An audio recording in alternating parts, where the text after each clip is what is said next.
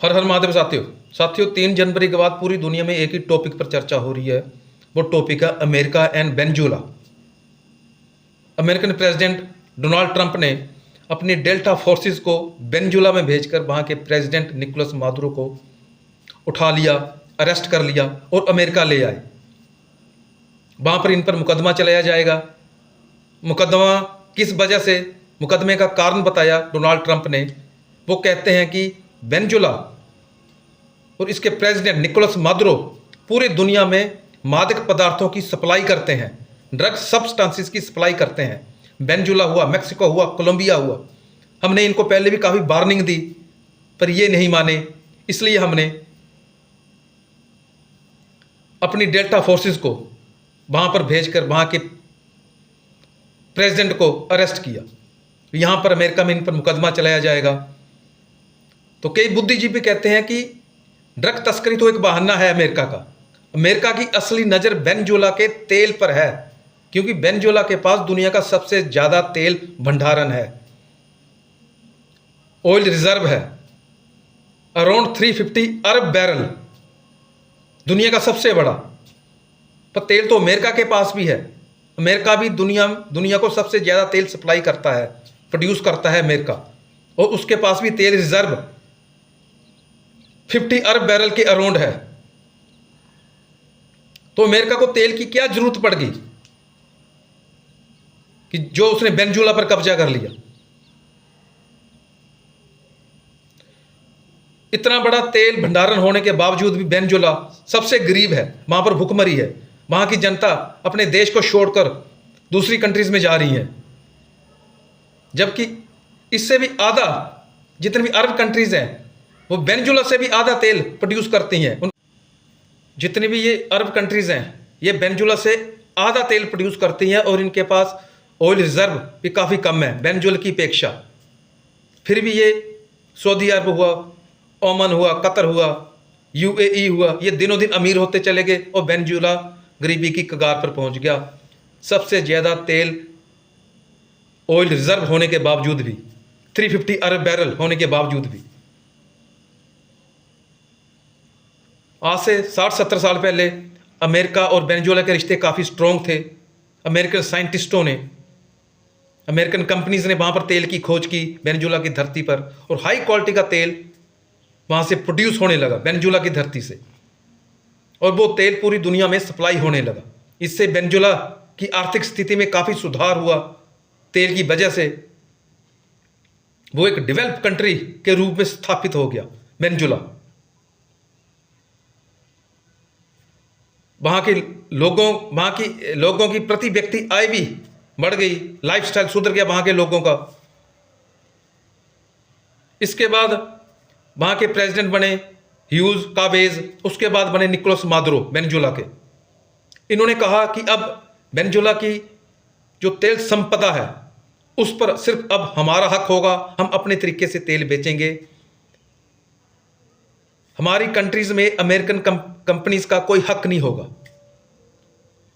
उन्होंने American companies को बाहर निकालना शुरू कर दिया और सारे तेल का कंट्रोल अपने हाथ में कर लिया, और तेल संपदा का राष्ट्रीयकरण कर दिया, गवर्नमेंट के अंडर ले ली जितनी भी तेल स्टोरेज थे। इससे क्या हुआ, अमेरिका नाराज हो गया वेनेजुएला से। उन्होंने वेनेजुएला पर आर्थिक प्रतिबंध लगा दिए और उसके तेल बेचने पर रोक लगा दी। अमेरिका ने कहा जो भी वेनेजुएला से तेल खरीदेगा वो हमारा भी दुश्मन होगा। तो वेनेजुएला तेल तो निकालता था पर बेच नहीं पाता था। उससे तेल सिर्फ चाइना या उत्तरी कोरिया यही खरीदते थे तेल। 70% तेल इसका चाइना खरीदता है। तेल संपदा का वेनेजुएला के प्रेसिडेंट निकोलस मादुरो ने राष्ट्रीयकरण कर दिया। अमेरिकन कंपनीज बाहर होंगी, प्राइवेट सेक्टर सारा बाहर हो गया। हुआ क्या, तेल कंपनीज पर निकोलस के जितने भी कैबिनेट मिनिस्टर थे उनका कब्जा हो गया। किसी तेल स्टोरेज का चेयरमैन अपने चाचे को बना दिया, चाचे के लड़के को बना दिया, ताए को बना दिया, भाई भतीजावाद स्टार्ट हो गया। मिस हैंडलिंग होगी, मिस मैनेजमेंट, मिस हैंडलिंग, क्योंकि वेनेजुएला के पास न तो कोई साइंटिस्ट था, न कोई नई टेक्नोलॉजी थी जो किसी और किसी गुड क्वालिटी का तेल वो खोज कर पाते। तो R&D सारा ठप हो गया, रिसर्च एंड डेवलपमेंट वो सारी ठप होगी, तो सारी तेल संपदा करप्शन की भेंट चढ़ गई। जो एक डेवलप कंट्री थी वो धीरे धीरे गरीबी की कगार की ओर जाना स्टार्ट होगी। लोग देश छोड़कर वहां से जाने लगे।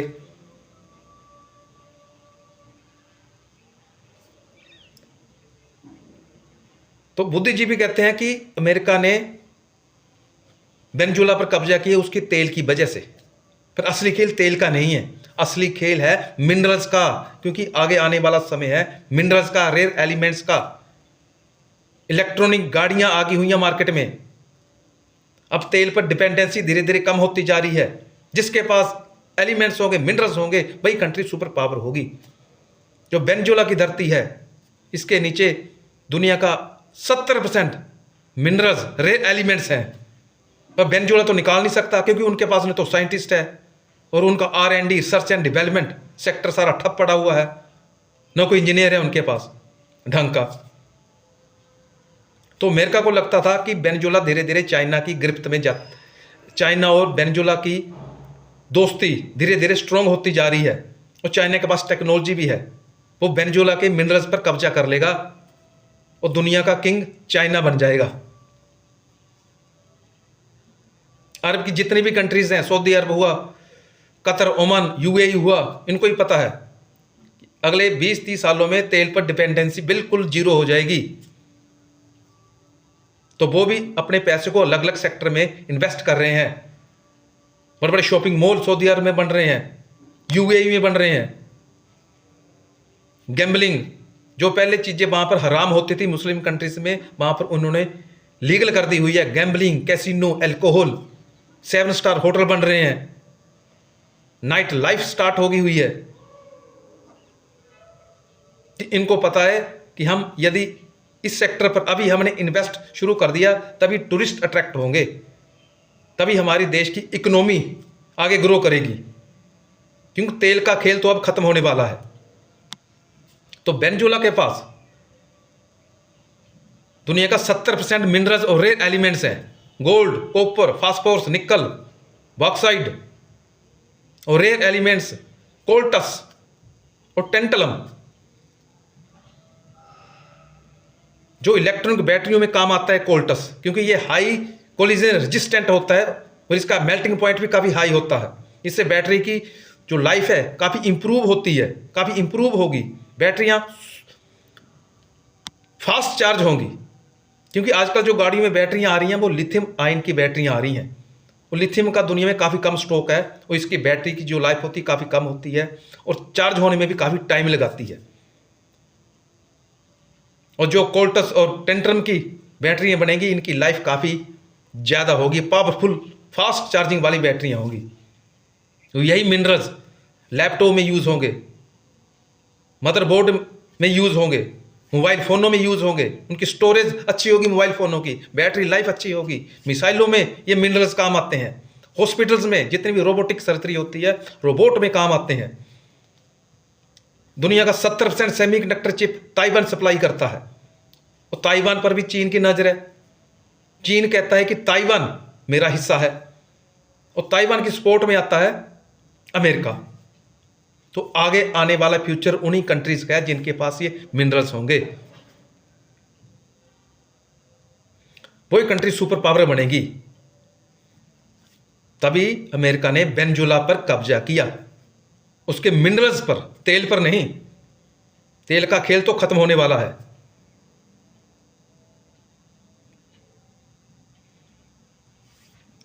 तो अमेरिका अब पूरी दुनिया को